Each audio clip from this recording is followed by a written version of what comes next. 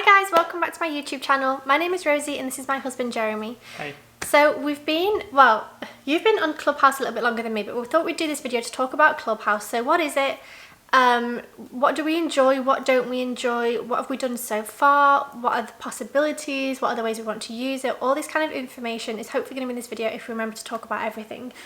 So you've been on Clubhouse for like 3 weeks now, I think? Yes, yeah. And pretty much a month. Yeah. And then for the first 2 weeks, Jeremy was like, you need to come on here, you need to come on here. I was like, yeah, whatever. And then I eventually got on about 2 weeks ago. I don't use it as much as Jeremy does. But basically, if we talk about what Clubhouse is, so basically it's a new social network where you can listen to conversations online all day about anything, basically is the breakdown of it. So they have different rooms, do they call it? Mm-hmm. Yeah. So they have different rooms where there's hosts and they select a topic. One of them that we listened to was about which is your favourite M&M flavour and colour. Very important conversation. That was a random one. But there's conversations about business, about women in business, about entrepreneurship, about dogs, about yoga, about podcasting, about photography, about anything. Anything, basically. Anything and everything you want to talk about, you can find it there. And it's because it's audio, it's kind of like listening to a podcast, but you can actually jump in and ask questions and talk to the host at the same time. So obviously everything's live, it's not pre-recorded, which is really great because at the moment there's some big names on there and there's not a lot of people, so you could potentially go into a room with big people and then have a conversation with them. So yeah, that's kind of the basis of what it is. Now at the moment you do have to have an invite to be invited onto the platform, right?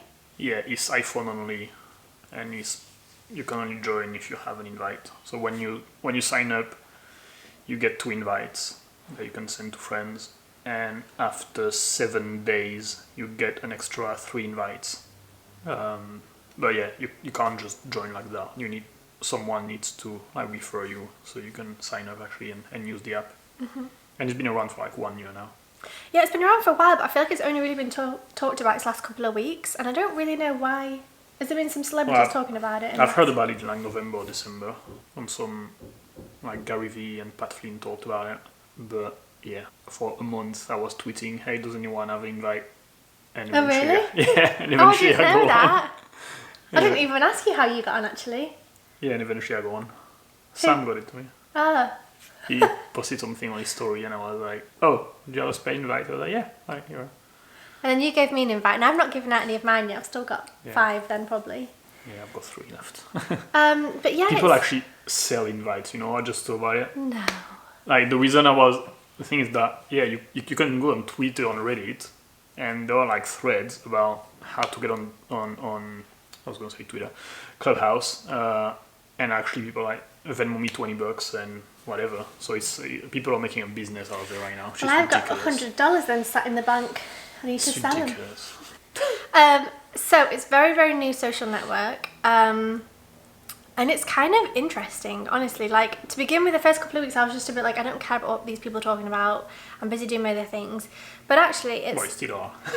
Yeah, no, but it's something that I think I will get into because it's live conversation, so you can actually reply to people and actually talk to people. Because a lot of times, so I'm a photographer, and when I do editing, I just sit and have a YouTube video on, but like small in the corner, just to kind of have someone talking to me so I'm not just bored, or I have Netflix on or something. Whereas this could be a good one where you can listen to a conversation, but then also if you have some sort of input, you can actually talk to the people that are talking rather than just listening to one person talk to you for an hour.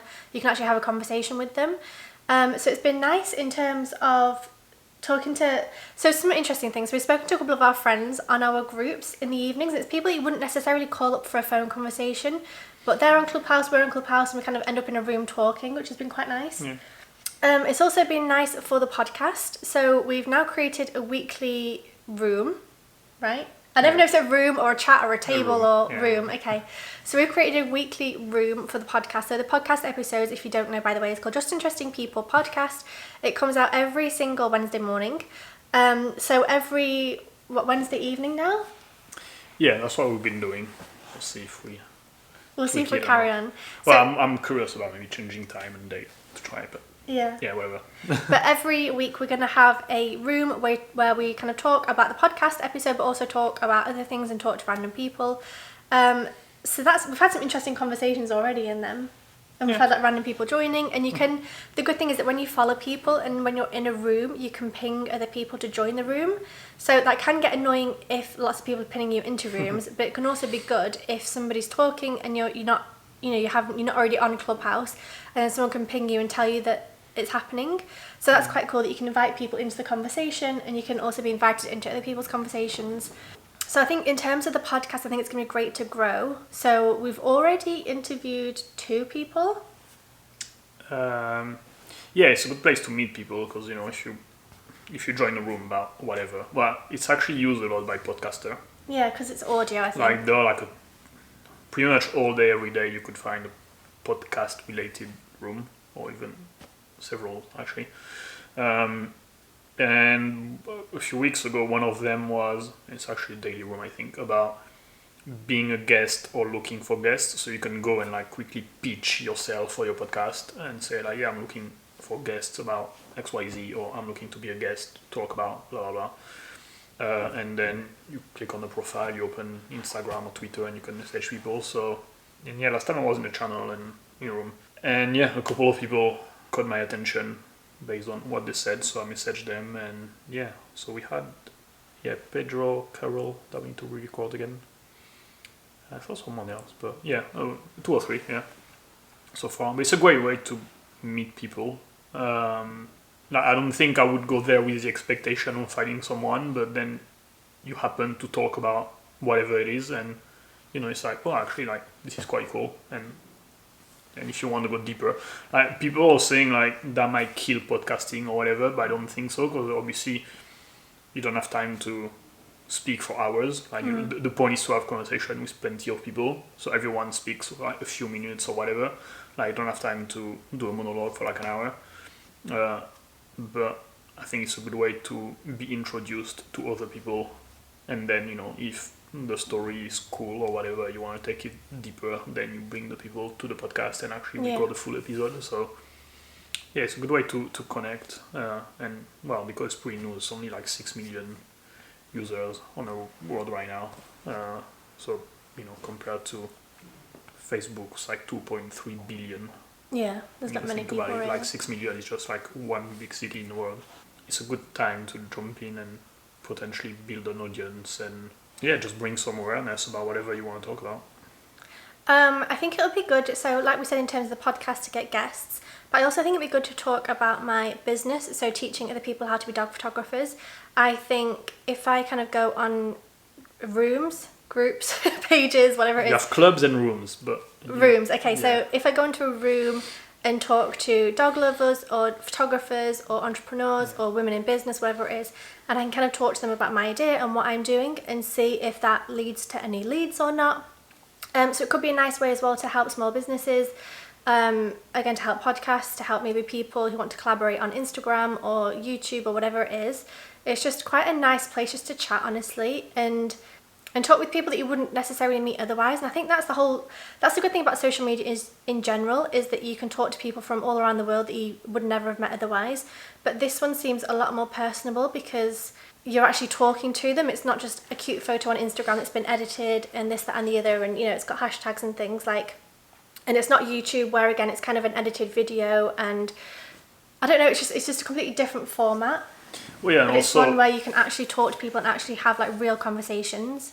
I think it's also pretty much the only platform when you can randomly jump into someone and have a conversation with someone randomly. Like on Instagram, you're gonna send a DM to someone only if one of them see each other pictures. Or on Twitter, you're gonna talk to someone only if you follow this person, or if someone that you follow engaged and is in your feed. When there, you might join a room organized by you, but someone else, a random person, join, and I might engage with this person, like not because I know you or whatever, like literally like a random person, and we're not related or connected at all. Yeah. You can create a connection with like a total stranger, which is not like a follower of a follower or whatever, which is pretty unique, because everything on other platforms is based on algorithm and everything. Usually you're quite limited with interaction you can have with people, and and you have to make the effort to message someone, when here you can actually Just jump hear into about lots of someone, different and rooms. then you can take a conversation private. But and also because it's audio only, it's like you said, like, you can't really hide, or like it's real, you know, it's like this is me talking and this is me talking. It's Yeah, not like if you an make a edited. mistake, yeah. It's not edited, or you know, or whatever image, video that can be a pretended version of yourself. Like it's pretty authentic. Yeah. So that's also quite cool. I feel it's like a radio a bit, Yeah. like a modern time radio, because if you just listen to it, it's just like a radio, and you have people talking.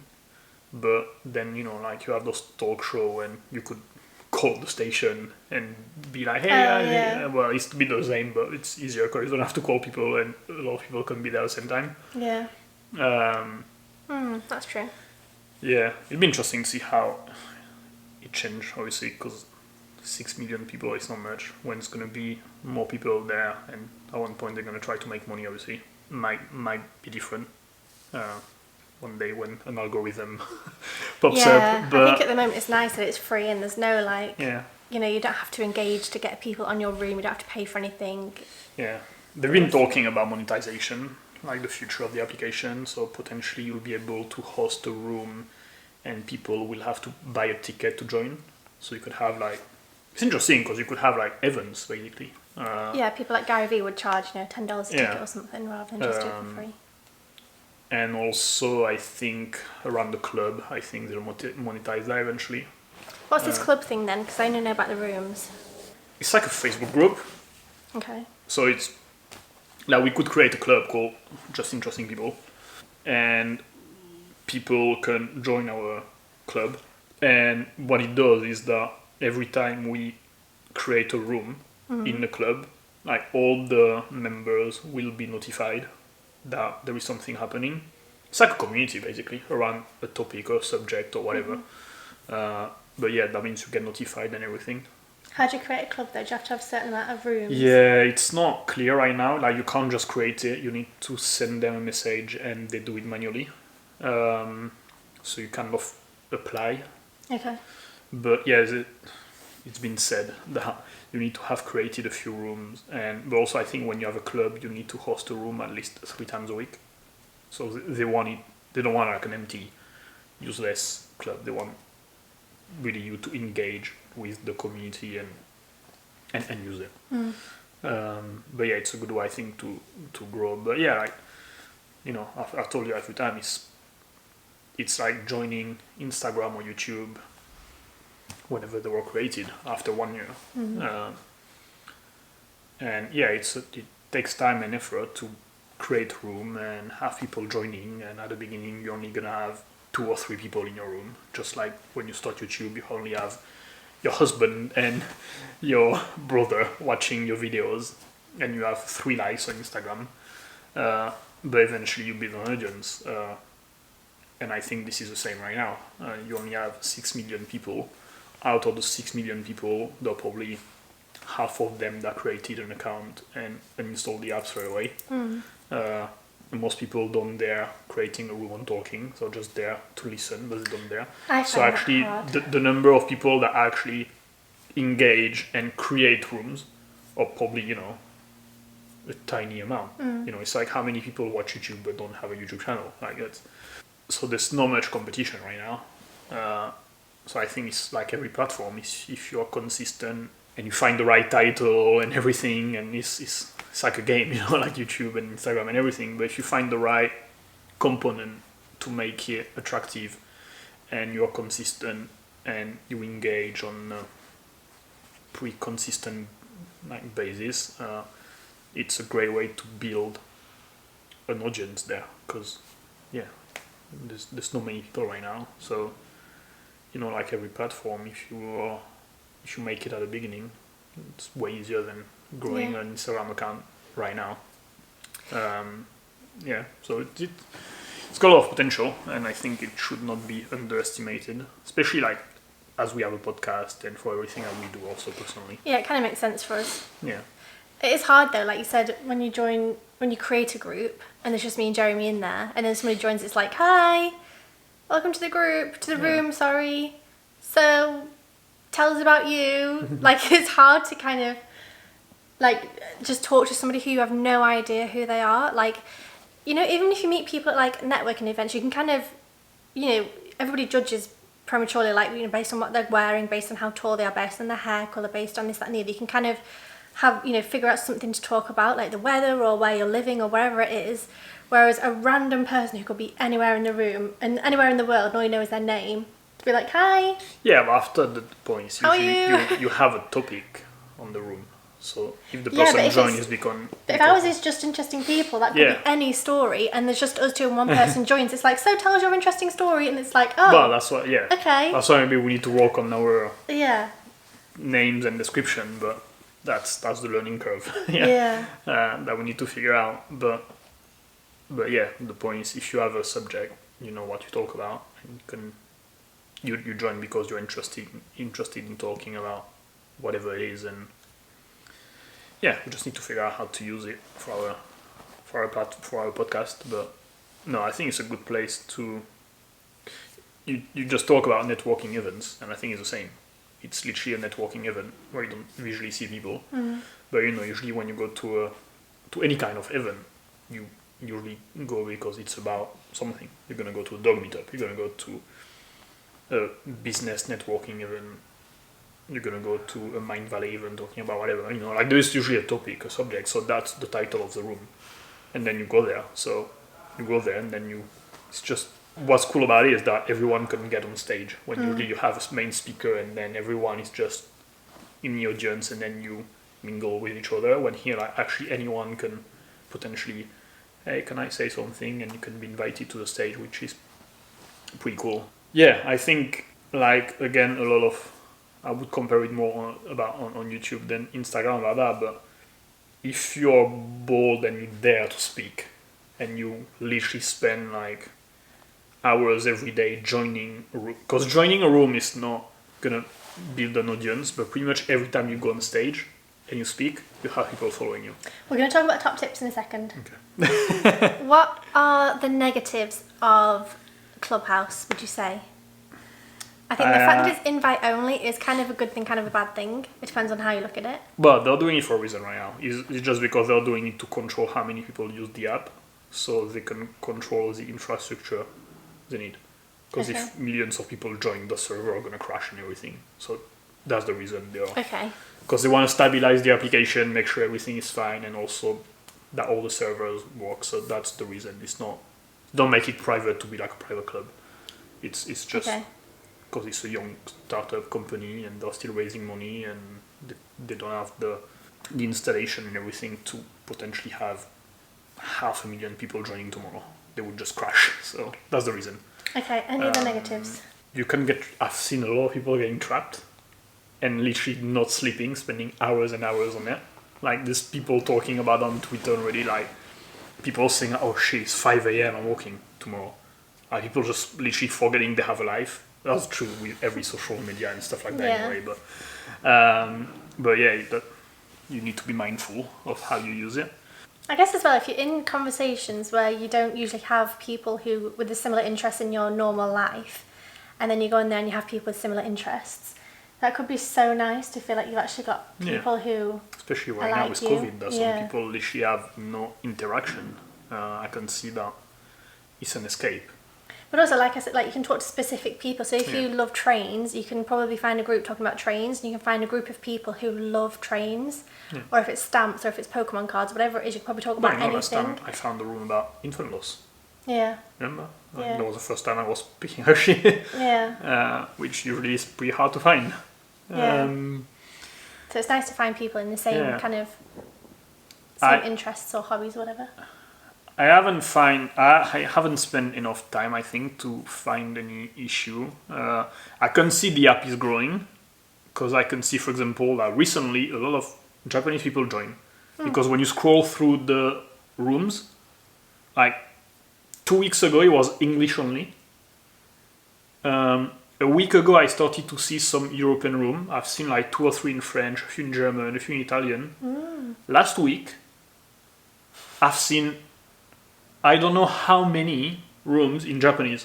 This will be 2 weeks ago now because it's going up next week. Yeah, so it's interesting how I don't know if they're opening country by country or whatever, but you can see suddenly it was interesting. A wave of Japanese room arrived in the list, and it was at the beginning. I know, like, so when you sign up, you can choose your interests, and you have like recommended room based on your interest that you can join, but you can also go and browse all the rooms open right now, because potentially you want to talk about something else one day. And I remember when I joined, I was scrolling there, and it was pretty quick to go through it. When now, especially if you go like in the morning or after work, like you could spend an hour just scrolling to find a room, because so many people are creating room, like way more than 3 weeks ago. Yeah. So I could say that potentially, eventually, when there's going to be a lot of people there, it's going to be like overflooded by random rooms. I guess it'll be hard to find the rooms as well that you like. Yeah, so potentially, I mean, the interests, they're going to have to improve maybe the algorithm and the recommendation to recommend rooms, because, there's just going to be too many of them. But also that means that if you have an algorithm, potentially you're not going to discover room because you didn't click on that, and you're never going to find the room and based on something else. In there, so I haven't, again, I'm really, I use it like an hour a day. I only go in a room where I think I'll be interested in the subject. I haven't seen too much hate, too much dickhead, but on the thing. People seems to be right now respectful and mindful about other people. Jeremy found a room about sugar daddies. Oh, you can have a room about anything. And Jeremy was like, "What's going on?" No, but it's interesting also. I was listening to someone talking about that, how there's no like or comment. That means there's no like haters that just like to say this is a stupid idea or whatever. Like, if you're in the audience, you can't interact of any sort. Like, you can't put heart or you can't put thumbs down or thumbs up or anything. Like, the only way to interact is to speak. And because you have moderators in each room, I think even if you're being annoying or whatever, you'll be kicked out. Yeah. And it's quite cool actually, because it's pretty like judgment free and safe in a sense. When if they start to introduce like likes and comment and I don't know, people, you have a room that's about a sensitive subject, and people start to jump in and put thumbs down or whatever, and that could have an impact. Yeah.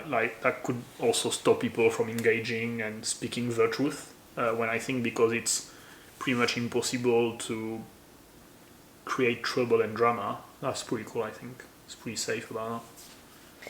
So, what are our top tips if somebody's starting a Clubhouse? Because Jeremy's one of these people who will try and find like a sneaky way of like, not sneaky way, like everything's fair, but you'll be like, oh, if you do this, you're going to get more followers, or if you do that, you're going to like, what are your top tips? It's just the game. It's just like YouTube and the thumbnail and the title. What are your top tips to success after 3 weeks? Well, I mean, speak. When you like going into a room and just listening doesn't do anything. If you actually want to grow an audience, speak. Like, get in the room, raise your hand, be invited on stage, and speak.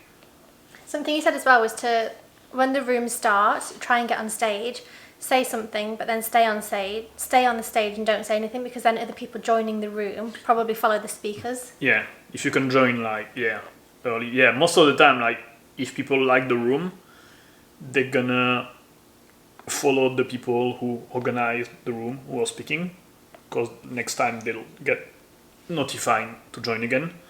So yeah, being on stage helps because it's usually limited, so you're gonna get more people following you there. That's the best one I've got so far. Like, create your own rooms? Is that something you think is good or not? Yeah, I think it's good, but also be patient. Like we said, we've done it twice, and we didn't have too many people joining. But it's improving the title, improving the description, the time of day, maybe doing at 9 p.m. Yeah, I think that's a bit late. There might be a lot of people there. Yesterday, 2 weeks ago, or whatever, we did a room at 2:30 p.m. and a few people joined. So I think right now And also because the application is so easy to use, it's not something that, like YouTube or whatever, like I say, it's radio, it's podcast. I think people can join even when they're working. So actually, I think you can create a room during the day. You should have an audience. And because of this has competition, you might even have a bigger audience. So I think I would say like experiment, try different days, different time of the day, tweak your title, tweak your description, see what works, see what doesn't work. Think it's good to go into big groups or small groups? It depends what you are looking for. When you go in a big room, the odds of going on stage are low because, There's like 1,000 people there already. Why would they put you on if stage? there is like 1,000 people there, there's probably, if only 10% try to get on stage, that's 100 people. So you might not make it. If you join, the best in this case would be to join the room when it's created. Like as soon as you open, you go there, you raise your hand, you might get on stage. Obviously, I mean, if you can manage to get in there on a big room, you should have more people following you and everything. But also, it depends what you want. Like, do you want to just have people following you for the sake of following you, or if you want to have also like genuine conversation? Because I've seen rooms where there's like 20 or 30 people on stage, and because there's no way to, like, when someone speaks, everyone else is muted. Yeah, so basically you can like mute and unmute yourself. And that's all you can do. So you can't say like, I want to speak next or whatever. So when someone finished talking, like someone else unmute and speak. So potentially, if you have like 50 people on stage, you could have 10 people unmuting and everything, trying to jump in at the same time, and you can become messy. So you also want to keep your room clean. But I also mean that as a speaker, you have to fight for the exactly. So the bigger the room, the messier it is. So that's the same everywhere.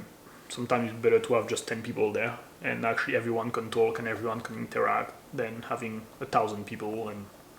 But again, if you join a room and you manage to get on stage and it's a big room, you could have a chat with Elon Musk. Yeah.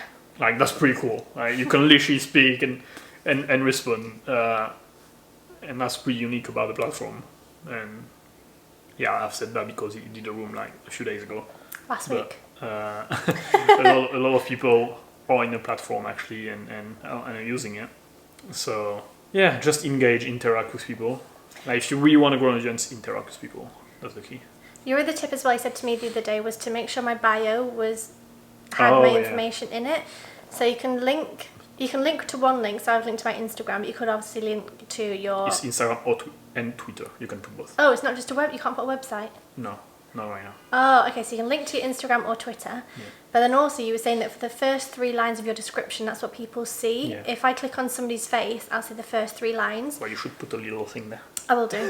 So make sure that when you're creating your description, the first 3 lines says the most important thing, whether that's that you're an artist, a painter, a singer, a podcaster, whatever it is, so that people see the most important information. Then if they want to read more, they can click the read more button. Yeah, because when you, like, before I've joined the room and I've noticed, if you listen to the moderator when they introduce a new guest, what they do is, when you click on someone's face, on someone's profile, you see like a little pop-up with just 3 lines, and usually people are like, okay, so Jeremy, I can see you're the host of a podcast and you're a drunk pilot. Yeah. What's your question? Without having to go through the whole thing. That's just because when you click, those 3 lines are displayed. So your 3 lines should be really like, if people are quickly gonna introduce you in a room, that's what they're gonna see. So you don't want to say, hi, my name is Jeremy, and then space, I'm from an emoji, space, I live in Miami, because that's all they're going to see, and they're going to have to scroll and see more. So have like a kind of title, like the first 3 lines is the main title, like the hobbies header, or jobs or and then you can write whatever. And it's actually interesting, like I don't have much, but some people write a fucking essay on it. Yeah. Like they say so many things and put a lot of information. But the 3 first lines are the most important to optimize it. And I think as well, same as with most, probably all social media platforms, is to put a picture of your face.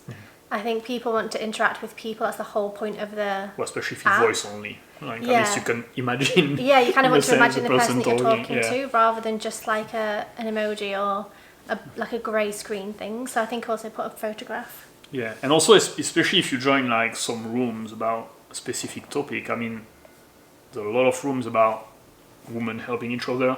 So if you're a woman but you put a random picture, like whatever, you might not be invited on the audience. I've seen a lot of room related to religion, related to like being black and stuff like that. So I think also you have more chance to be invited on stage to talk about something if people know who you are. If you join a room about like woman entrepreneur, I could join the room, but maybe to be invited on stage, they're gonna probably invite more women than men. So if your face is like a dog, like a picture of your puppy or whatever, well, Yeah, it's nice to feel like people might not you. invite you there because they just don't know who you are. So like put your name also. Don't put a, hot boy, whatever. No, not a good one. I love puppy. Please change yours to hot boy Jeremy. No, yeah, put your name because also, yeah, when you're invited on stage, people introduce you with your name. It don't have to be your username, but yeah, the display name is important. Put a random thing. Anything else you want to add about Clubhouse? What else might people want to know? Questions and things. It's free to use. You don't have to pay at the moment. Don't know if we said that earlier. Only on iPhone right now. That's the main. Can you use it on tablets and things? Only iPhone. Okay. It's iOS only. I don't know on iPad, but it's iPhone only. It doesn't even work on laptop, which actually I think is. I could use it on my laptop, but I have to keep my phone on every time to unmute myself if I want to speak. Yeah. It drains the battery. No, but it's interesting because you need to keep the app open if you want to jump in and unmute yourself. So it keeps the screen on, so yeah, it drains the battery actually when you're on it. That's something I've noticed. Like you could just sit with yourself muted and close the screen, I think, couldn't you? You could lock it. Yeah. But if you know that potentially you want to talk, you have to then unlock your screen. Yeah. Find the button and then unmute yourself, and probably miss your chance then. So. Yeah, so you can drain the battery quickly. No, it's cool. Honestly, it's pretty different. Yeah. It's so simple. Yeah. When you think about it, it's damn simple. I'm kind of thinking. I'm surprised it's taken this long. Like it kind of seems obvious.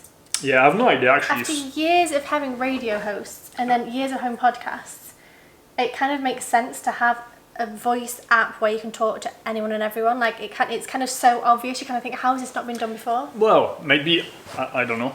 Maybe people tried, but the timing wasn't right. Also, because it's not about creating the right application. The timing has to be right. You say like podcasting is new.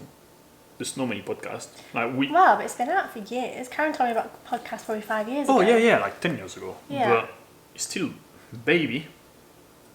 Like podcast is still a niche. Like I've heard something last time. I think there was something but I mean we've had radios for however many years, podcasts for 10 years. Like it's kind of the next step. Yeah, but it didn't pick up yet. Yeah. It's not mainstream yet.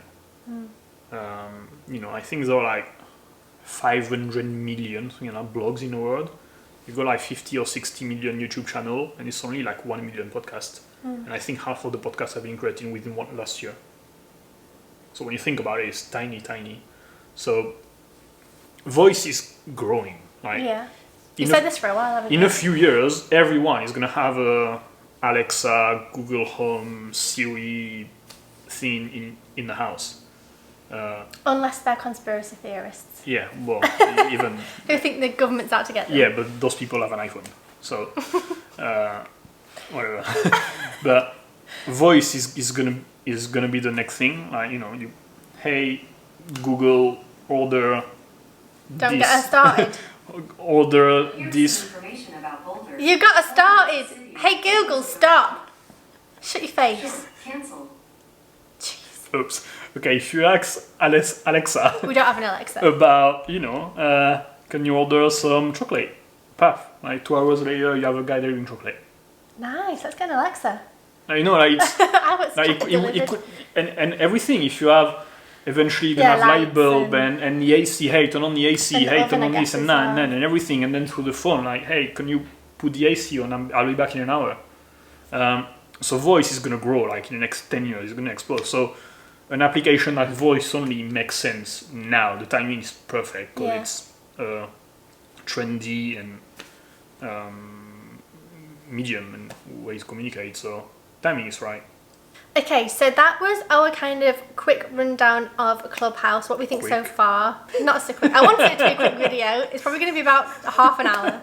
Okay, that was our rundown then, not quick. That was our rundown of Clubhouse, so how it works, what we think of it, the pros, the cons, and some of our top tips as well. Let us know in the comments below if you have joined Clubhouse or if you want to join. I do have some tickets. I have 5, I think. Send me a message on Instagram if you want one, why not? Join us for our chats. At the moment they're every Wednesday evening at 9 PM EST. That might change. I'll leave some information in the description box if it does change. If you want to come and talk to us, that'd be really nice. If you enjoyed this video, make sure you give it a thumbs up, make sure you subscribe for more videos, and we will see you very soon. Bye! Bye.